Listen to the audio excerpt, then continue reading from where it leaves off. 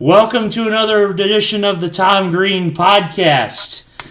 Great week last week for my Michigan boys and my Lions. Beating State is always fun. Beating the Dolphins is always fun.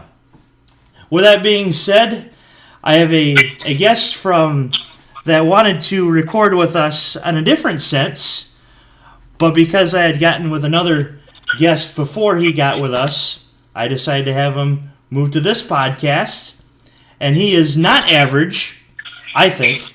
He's better than average, perhaps. His name is Rob Smith. Welcome to the show, Rob. Hey, Tom, I'm happy to be here. Hey, it's me, Rob, on Twitter, if you want to follow me there. Super excited to be on the show, finally talking sports. I also have my own podcast. You can catch it on iTunes and Spotify. It's called Rob Takes On. Mostly kind of focuses on the things that I'm taking on, a lot of real-life adult, now that I'm graduated stuff, but I'm always looking to talk sports, so I'm excited to be here. Of course. If ever Rob takes on Detroit, he should hit Tom TV 23 up, and perhaps I could be on the Rob Takes On show in that sense. I could also have you phone in one of these days, too. It seems to be something that works. Sure, absolutely. So, with that being said, he says he's average, but I think he's better than average because he's on the show. Exceptionally average, I'd like to say. Incredibly adequate at most. Of course. So, my Michigan boys got it done against State. I'm pretty sure you saw that I was at the game last week. It looked like a fun time, to be honest. It looked like a thrilling game, a big win for Michigan, obviously. But it's one of those games that Michigan State is a good team. It's a rivalry game, so it's a big win for Harbaugh. But you may not like this, but I'm still not necessarily buying in on the Michigan bandwagon just yet. Okay. Go ahead, explain yourself. So, starting with the whole, let's start with this game specifically. Sure. Michigan State is an okay team. Nothing to write home about just yet, but with that in mind, nothing to sleep on. Not necessarily a powerhouse though in the Big Ten. Michigan still has the brunt of their schedule. Yeah, they've had some tough games. Notre Dame was a big one, but they still have Penn State. They still have Ohio State, and if they can get into the playoff, which you're going to have to win both of those games and maybe even a Big Ten championship game, you still have a couple of more, top 4 teams in the nation to play. Now, they have to get there. I think they'll beat Penn State when they play them. I think where they ultimately will fall is against Ohio State if we're going to look far down the line.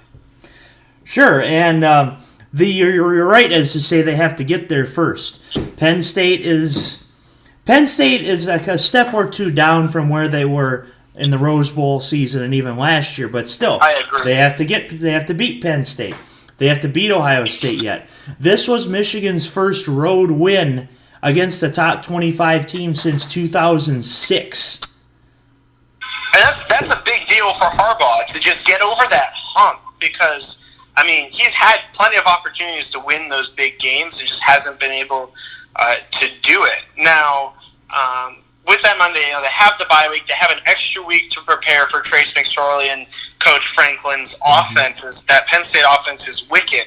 But I also am a little bit impartial to that Penn State team because I grew up in the same area and went to high school near where Trace McSorley went to high school. So that's a shameless little plug there. That's of the reason course. I root there for the Nittany Lions sometimes. But I agree. I think they're having an off year, but I still think if Michigan's not careful, Penn State could absolutely come in there and, take care of business if they had to in Happy Valley.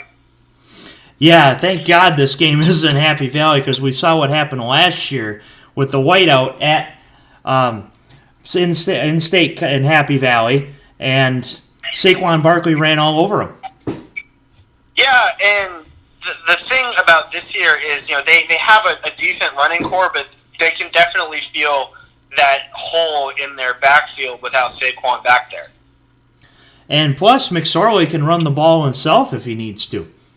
Yeah, he absolutely can. And the thing that helps him the most with that is having a solid offensive line. Now, what I think is incredibly important for Penn State, and we'll get back to Michigan, I promise. Sure. But the thing I think is important for Penn State is that they've got these games, and they've got to at least continue to try, because after that loss that they suffered earlier in the year to Ohio State, they kind of, fell off, and they realized, like, this isn't our year. We're not going to win it, but we still have to, you still have to care. You look at Auburn in the SEC, it doesn't seem like they care anymore, and that's going to impact recruiting, which impacts your future. As for Michigan, if they're not careful, because, they're looking at Ohio State at the end of the year. Absolutely. They're looking at a very big game at the end of the year with Ohio State, and Ohio State is also looking at that game knowing that game on November 24th very well could be the difference between getting in the playoff or not if you're Michigan.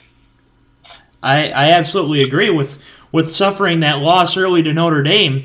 There's nowhere else you can suffer a blemish and have the playoff committee look at you and say, hey, we deserve the playoffs. Now, I do think that if Auburn last year would have won the SEC, I think they would have gotten in with 2 losses, because their 2 losses were to Clemson and LSU. I mean, 2 highly, highly ranked teams. Absolutely.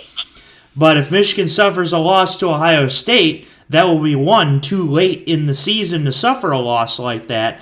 2, knock them out of the Big Ten championship unless Ohio State loses again, which I sure hope they lose to Michigan State. But let's be real, that probably won't happen. But saying that,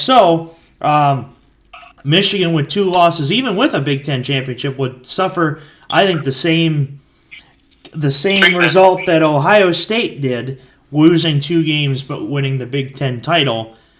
No playoff for them. I think the Big Ten is another conference too that, like, you have to win your conference championship if you're in the Big Ten. Yes. I think the only conference that is not the case has got to be the SEC. But with that in mind, I think even this year, you're only going to see 1 team per conference. You're not going to see that 2-team deal. I think there are too many good teams out there to be able to put 2 teams from 1 conference. So if Michigan wants in, they have to clean sweep the rest of the way.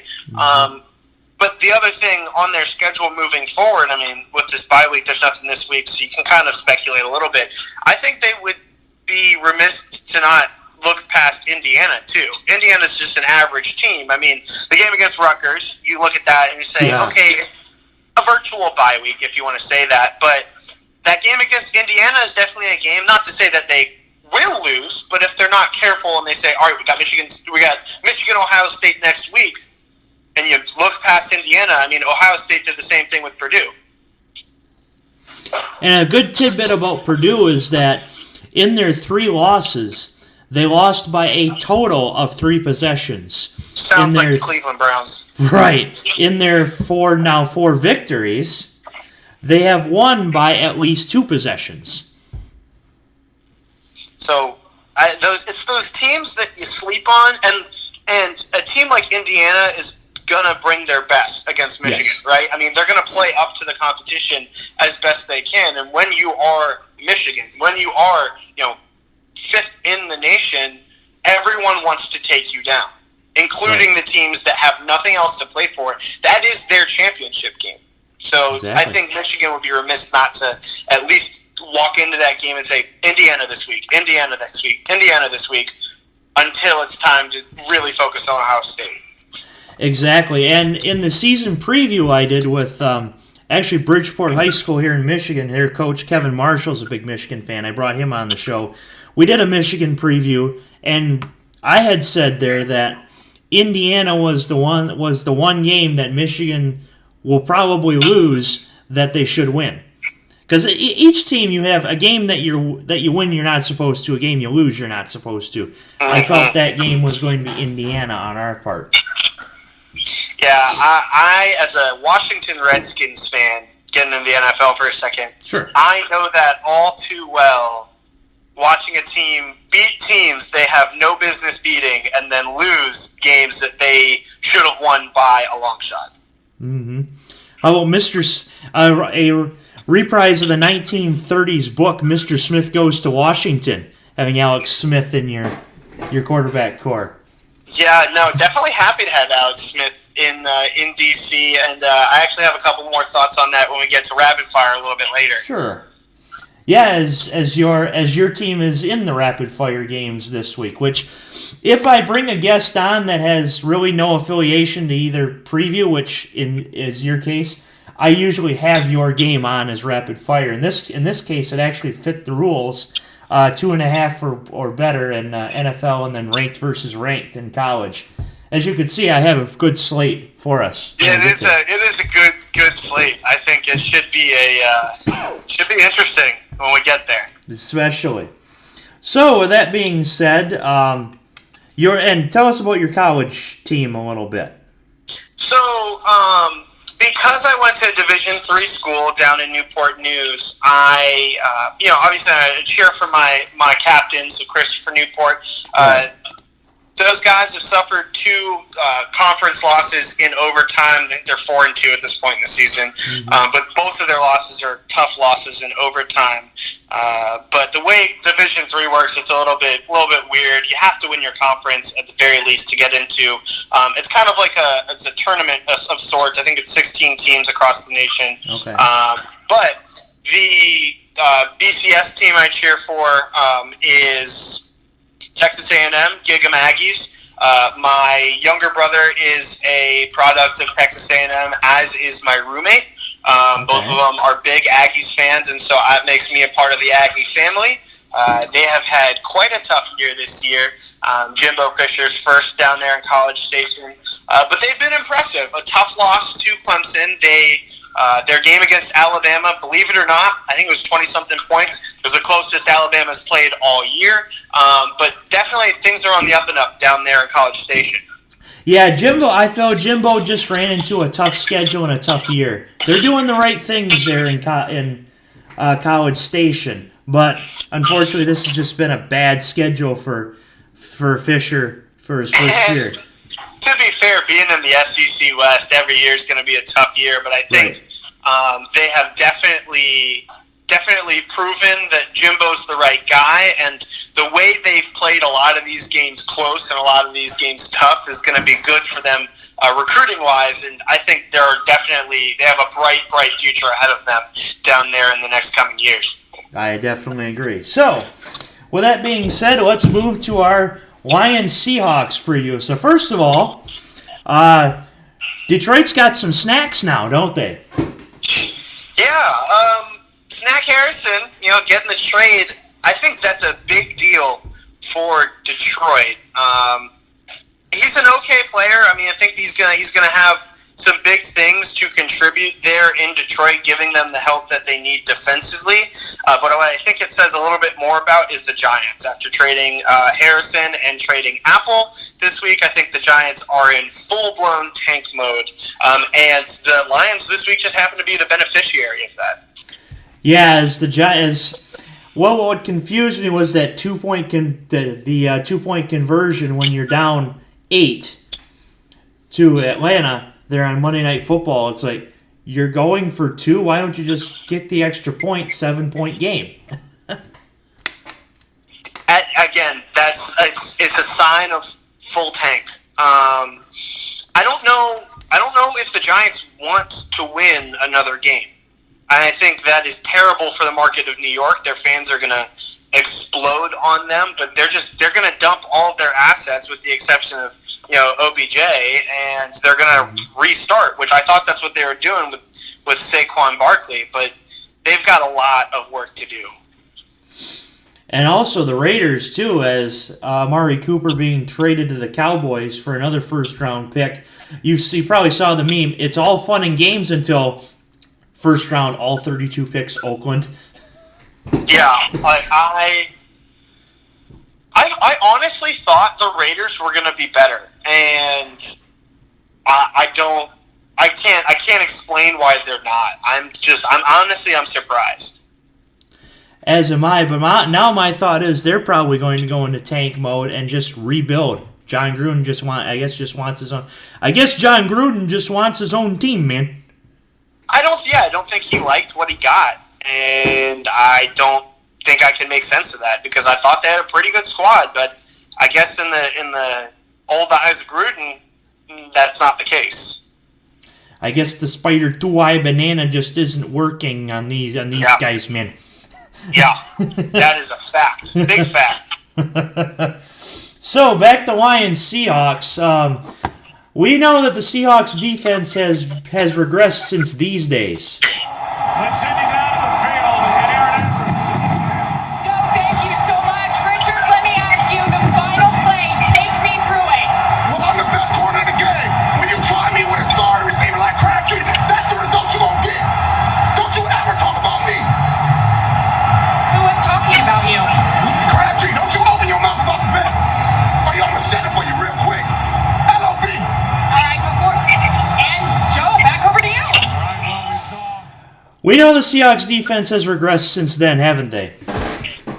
Yeah, I mean, the Legion of Boom was all you heard about for years, but they had just really good seasons, 2013, 14, 15, and they've just slowly but surely just deteriorated. And good teams do that. I mean, that happens, but you're really seeing it all happen at once with this just deterioration of defense.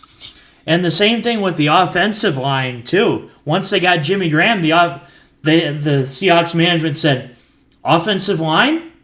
Never heard of her. What's the need for an offensive line?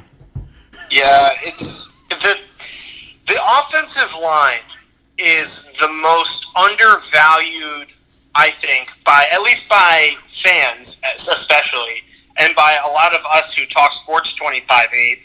It is the most undervalued spot on the field. Yeah, when you don't have an offensive line, your quarterback knows about it. But when you have an offensive line, a lot of fans, like you'd said, Rob, in a way, take it for granted. Oh, you look at the Cowboys from a couple years ago. In Dak Prescott's first year, why was Dak Prescott as good as he was? Because he had an exceptional line. And you look at it this year, and I don't think the Dallas Cowboys have a line as good. You look at the Seahawks, same deal. Russell Wilson, he's a great quarterback, don't get me wrong, but great quarterbacks become like incredibly memorable Hall of Fame caliber quarterbacks when they have an offensive line in front of them that is going to help them do their job more efficiently. Yeah, and this year, through 6 games, last year, Matthew Stafford was sacked 26 times. Through 6 games this year, Matthew Stafford has only been sacked 10. Tells you the offensive line is doing its job. Which is a good thing, and the Lions are in a tough spot with the division they're in, but you got Aaron Rodgers. Trubisky is playing really well this year, and then you got my boy Kirk Cousins up there in Minnesota. So I think the Lions are holding their own, but I think it's a tall order to get by that division. Yeah, right now the NFC North is up for grabs, and I can't stand the man, but Aaron Rodgers is going to want to take it in his hands at any point. And he has that ability. I mean, he is definitely in the conversation for the best quarterback in the game right now. And you've got an incredibly high-powered offense in Minnesota with Kirk Cousins finally getting one, paid, 2, getting a team that wants him, and 3, an offense that is set for him. Matthew Stafford obviously has a couple of weapons. He's got some things to work with, but at the end of the day, I think it's going to be a Vikings-Packers NFC North, which I know is not what you want to hear, right? But I think the Lions are a good team. I think they're getting there, but I think they're just a piece or two behind those 2 teams ahead of them.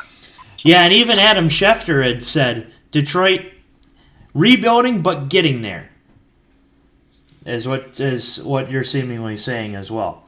Yeah, I would agree with that. So, with that being said, Sunday afternoon in Detroit, Seattle having to go to the Eastern time zone, play a 10 o'clock game their time. How will this go? I think that 2 teams coming into the game, 3-3 records, the Lions certainly have a lot more to play for right now than the Seahawks do. On top of that, it's a home game. Also helps, especially when you're playing in Detroit with the dome and you got all that going for you as well. Overall, though, I think the Seahawks will keep it close, but I think come the fourth quarter, Matthew Stafford's going to kind of take it to his own hands. He's going to say, "All right, we need to win this game, and I'm going to be the one to do it." And I think they end up pulling this one out by at least 10. So your final score is? Final score: Lions 28, Seahawks 17. Okay. How I think this will go, Russell Wilson is going to have a hell of a time with the Detroit defensive line, even without Ziggy Ansah. And with the Seahawks offensive line as it is, who knows what will happen. But I think you will see Russell Wilson run for a touchdown. You will see Doug Baldwin catch a touchdown. You will see Kerryon Johnson rush for a touchdown. You will see Michael Roberts catch another touchdown. And you will also see Golden Tate. Actually, no, Kenny Galladay catch a touchdown. You'll see Golden Tate take it from 20 to 20 with his yaks. Yards after contact, that being. I think this will be a 21-14 final. Detroit on top. Okay. I just think overall, I think that Seattle knows they have to figure it out, and they have to figure it out soon. It may not have to be this year. This may be an average year, but anything below average is dangerous in Seattle because Seattle already has a questionable sports atmosphere. It's not necessarily a sports town, if you will, unless the teams are doing remarkably. So if Seattle decides this isn't it, then that city's going to have to wait until the Mariners and the Sounders come back in the spring. Yeah, because there's no NBA or NHL team in Seattle. For now. Right, for now. Hashtag bring back the Sonics. Honestly, I'm a believer that the Supersonics were a staple in Seattle and they need to go back. Mm-hmm. Kevin Durant Seattle Supersonics jerseys are like $200 on eBay. As they should be. It's a classic. It's like when the Montreal Expos came to DC and they became the Nationals. Everyone wanted a Vlad Guerrero Expos jersey or a Andre Carter Expos jersey because it was like they don't exist. Right. One of the most interesting random jerseys I've ever seen is a Joe Sakic Quebec Nordiques jersey. That is random. That is incredibly random. Especially around where I'm at, Bay City, Michigan. Who wears a Joe Sakic Nordiques jersey in the middle of Michigan? Was one of my favorite players growing up. He was one of the reasons, like when I was a kid, playing NHL, whatever it was on PlayStation or Xbox, always wanted to be the Avalanche because Joe Sakic. Mm-hmm. So a little random jersey talk mixed in with our preview. So with that being said, we'll hit the most heralded preview or the most heralded segment on the show, and that is the rapid fire games. Now, we originally had 8 this week, but I added in a 9th, and it's tied into when I asked you about what college team you liked. You'll see where I'm going. So we'll actually start with that one. Texas A&M and Mississippi State. Oof. My heart is going to tell you that the Aggies have it together. I don't see anybody beating the Aggies the rest of the way with the exception of, let me make sure I'm not missing anything here. Yeah, with the exception of LSU at the end of the season, I think that Texas A&M shouldn't have any problem this weekend with Mississippi State. Gig 'em Aggies. And final score. I think they're going to run away with it. I think it'll be 35, maybe 14 at the most. Okay. Mississippi State's in trouble because, first-year head coach Joe Moorhead. It seemed like they knew what they were up to against Kentucky, but of course Kentucky beats them. Give me the Aggies in this one as well. 38-20. I think Mississippi State will score a little bit more than 14, but yeah, Giga Aggies. The Aggies have got that one. SEC Nation is going to be at this game in Jacksonville, Florida, Georgia. My gut is going to tell me Georgia. Okay. But going through the whys and the whats and analyzing everything, and that is a tough ask. It's almost a coin flip. Jake Fromm, big time quarterback. I think that if you look at both of these teams, they're very similar. Both teams, at least their record-wise, very similar as well. Their only losses are against teams who ultimately turned out to be a lot better than we thought they would be, right? So Kentucky. I think that this game plays, I know that this game plays huge implications in the SEC. But all that to say, I'm picking Georgia. I wouldn't be surprised if Florida pulled it out. As they're, the home team, they get that home field advantage, but it'll be a one-possession game. I've got Georgia 24-21.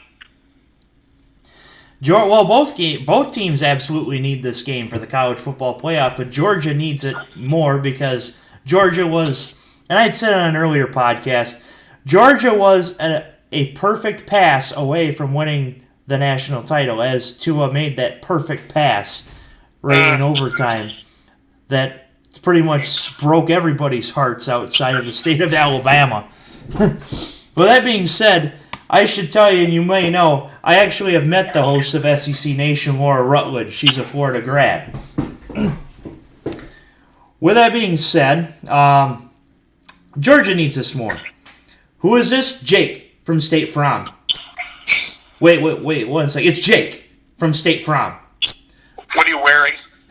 Jake. Oh, khakis. There it is. Khakis. But it's 3 in the morning. It's Jake from State Farm. See, the thing with Georgia in this, so like Florida wins, then instantly they flip around and Florida becomes Georgia fans next week as they play Kentucky. But if Georgia wins, then they've got all the chips. All they have to do is beat Kentucky and they'll be back in the SEC championship. But if Florida wins, then Kentucky wins next week, then the SEC championship is going to be between LSU and Alabama, who ultimately play in 2 weeks. And I think the winner of that game will take care of business at the end of the season. Yeah, it seems like the winner of the SEC. Well, except for last year, of course, because Georgia beat Auburn, not LSU. Although I wish Coach O were in there. Yeah, it hit you with a Coach O impersonation there, too. Ed Orgeron, man. He is something else. He's a Cajun, man. You can't understand half of what the hell he's saying, but you love him. Yeah, you gotta. So, Georgia 27, Florida 24. I'll say that. But yeah, the winner of the SEC West has pretty much crushed the SEC championship game with the exception of Georgia over Auburn. Going to the Big Ten, Iowa, Penn State. I think Penn State's a better football team. I know that their rankings would indicate they're similar. However, just based on, I like to base things off of who you lost to. If it's got the same number of wins, who's your loss against? Iowa, it's not as impressive to me as their one loss is against the only team they really played in Wisconsin, and they lost that game by 11. Penn State's loss, they've lost, 2 now, I believe? Yeah. They lost to Ohio State, which was a good game, but I think their loss after that against Michigan State was a hangover.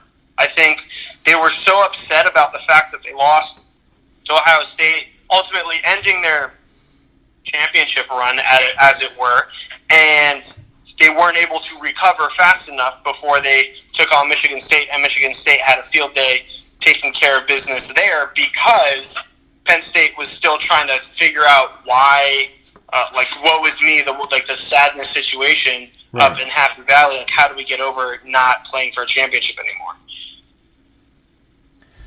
So you like Penn State in this game?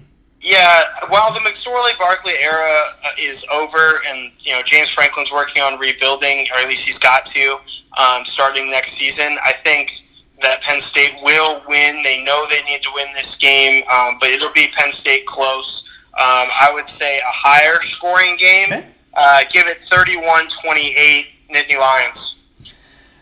Because this is in Happy Valley, I like Penn State. If it were at Kinnick Stadium in Iowa, especially at night, I'd take Iowa by 50. But since it's in Happy Valley, I got to go Penn State 34-20. I think Iowa's a very vulnerable team outside of Kinnick Stadium, and as you had said, not quite the good team that people think they are. Yeah, I think their ranking is a little bit inflated, if you ask me. Mm-hmm. So, moving to the Pac-12, Washington, Stanford. Stanford kind of let me down this year, if we're being honest. Now, they have been hot. They've won 4 in a row. And I do also think they're going to win this game. I think home field advantage is a huge deal in college football. I think they'll win this game while they are an underdog. But at the same time, I'm an old man who goes to sleep before these games typically start. Yeah, Pac-12 after dark is not for me either. Yeah, especially since we're in the Eastern time zone.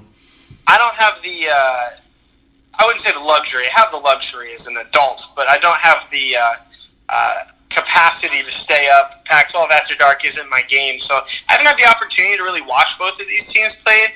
But I know that Stanford is poised for a run to the top of the Pac-12 North, and they know that it's now or never, and I think that desperation will lead them to victory this weekend at home. It'll be an incredibly close game, but I also think, I don't know why, but I think it'll be a lower scoring game. I think that Stanford will win. Final score, let's make it 18-17. Very interesting. Stanford in the last 5 years has taken the best advantage of their home field. I think winning darn near every single game on home turf. Give me Stanford in this one over Washington. 20-17. Lower scoring, but not quite the 18-17 score that you've got, which is very interesting. But I like David Shaw and Stanford at home. Our last one in college. Close line in the ACC. NC State and Syracuse. I don't think that one was included in my list, but I'll go for it. NC State and Syracuse. Just off the bat, rapid fire, I'll give you Syracuse this week. I think that they're a good team. They play good teams close. NC State is a good team. So give me the orange this week. Final score, let's say 28-21. Okay. NC State is always a mystery. Whenever you go to NC State, it's a trap game. But this one's at Syracuse. Give me the orange in that one as well. Like 24-21, something like that. If you got Raycom Sports ACC Network, I don't. Watch it there. Moving to the ACC Network. Moving to the NFL. NFC East rivalry, your Redskins against the Giants. Yes, I've been waiting for this game because in my mind, it's a bye week. In my mind, the Redskins have this on lock. It should not be an issue. But like we were mentioning earlier, this is a game the Redskins should win that they very well might lose because they know they should win it. But the trades the Giants are making this weekend, you can tell that they're tanking. Their offensive line is just garbage. I expect 5 sacks out of the Redskins defensive line this week. Sorry, the Alabama defensive line this week in Washington. Right. And they're getting better every week. I think that the defense for Washington needs to minimize those big plays. And with the fact that both offenses are relatively lackluster through the air right now, it's definitely going to be important for Washington to establish a running game first, but I do expect Adrian Peterson to go off, as this defense will not know what to do with itself, and that will create a passing game for Mr. Smith in Washington this weekend. I've got the Redskins blowing the Giants out. Give me 31-14. I'll also predict this.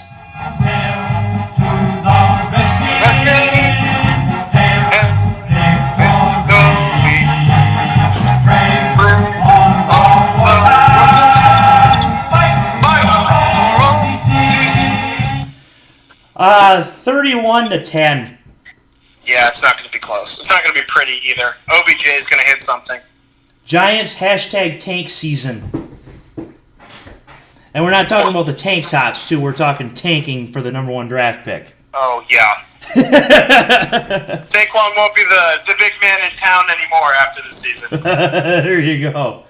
Baltimore, Carolina.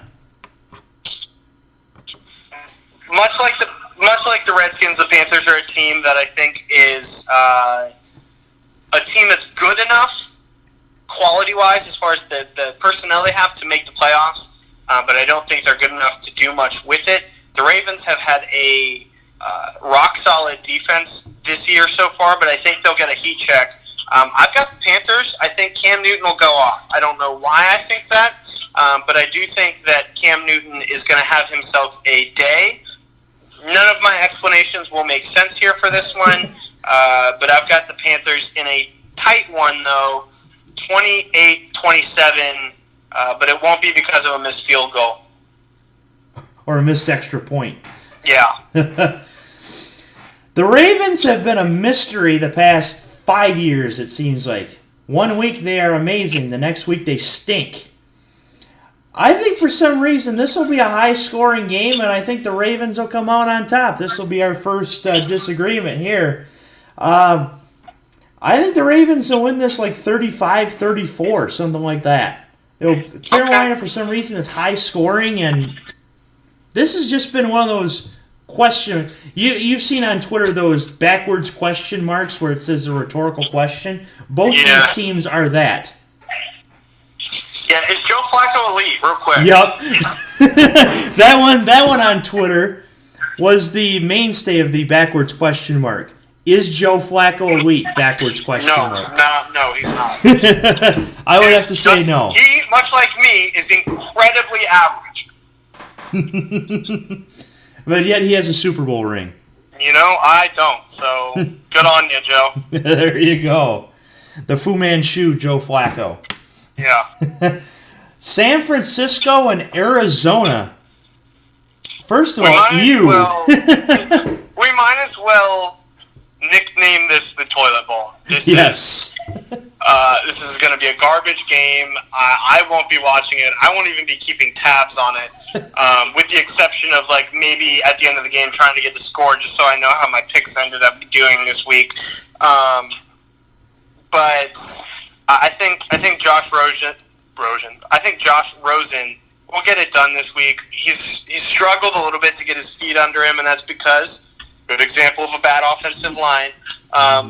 But he's got to do something positive eventually. I think this weekend will be one of those games, especially with Beathard on the other side. Yeah, with Beathard on the other Beathard, man. Beathard. he gets beat hard. Yeah, this one. That's the only drawback about the 2.5 line is that sometimes you'll get a close line for a bad game like this one. Give me Arizona in this one only because it's in Arizona. Once San Francisco lost Garoppolo, they lost their season, and now it's tank season over there as well. Except they'll actually be wearing tank tops over there because it's hot in San For real. Francisco. 14-10 Cardinals. Give me 21-17 Arizona. From a bad game to a good game on Sunday night, Minnesota and New Orleans. This game will be a shootout. You mark my words. Two really great quarterbacks. You got Drew Brees, one of the best ever, and Kirk Cousins, who, albeit hasn't really got the opportunity to play in the playoffs, and a lot of that, albeit, has been his own fault. I think that this game is going to be the first team that scores 35 points wins. Two incredibly high-powered offenses. The Vikings defense is not as impressive as I would have hoped, which leads me to believe it'll be a high-scoring game. Both the Vikings and the Saints are that way to me. But with that, I think Kirk Cousins struggles in big games. I will never forget, I believe it was the end of the 2016 season. Maybe it was 17. They all kind of run together when you're a Redskins fan. At the end of the season, Kirk Cousins had a chance to bring the Skins to the playoffs. All he had to do was a touchdown drive against a Giants team who was already in the playoffs, so they're playing their practice squad, and Kirk Cousins throws an interception. That play, I was there in the stadium at FedEx Field watching it. That play was the epitome of Kirk Cousins in D.C., and don't get me wrong, I used to work for the Skins. I loved Kirk Cousins. He was one of my favorite people to interact with every day. So you liked that? But I do like that. However, this weekend is going to be Houdat. It'll be 42-35. And as a Lions fan, I was very thankful for that Kirk Cousins interception because it propelled my Lions to the playoffs without needing to beat Green Bay, rather than the other way around, because we had lost that game to Aaron Rodgers, and you guys would have been in the playoffs over my guys in 2017. Yeah. With that being said, I like the Saints in this one because it's at home. Drew Brees is my boy, my fantasy franchise quarterback. In fact, in each fantasy league I'm in, it's we got to take Brees before Tom does. Yeah. Because when he's on the board, I will take him. Saints. You got it. Of course.